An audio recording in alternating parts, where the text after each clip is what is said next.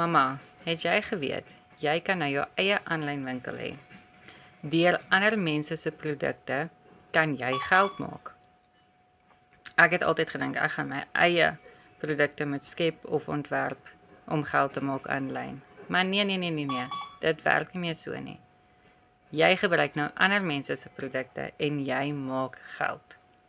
Jou eie winkel, jou eie verkope en jou eie geld binne in jou eie bankrekening. Dink nou net amazing sal dit wees as jy 'n $300 seil het. Dis amper R5000 in jou rekening, so lekker op 'n Vrydagmiddag. Wat sal jy nie doen met daai geld nie? Jy kan jou rekeninge betaal, jy kan jou kinders vat vir yskriem, wat ook al jy wil, kan jy doen. So as jy wil weet hoe jy ook jou eie online winkel kan hê en ook al die geld vir jouself kan hou, stuur vir my hierso PDF in die comments. Ek wil graag vir jou 'n gratis PDF stuur en meer inligting hoe jy kan begin.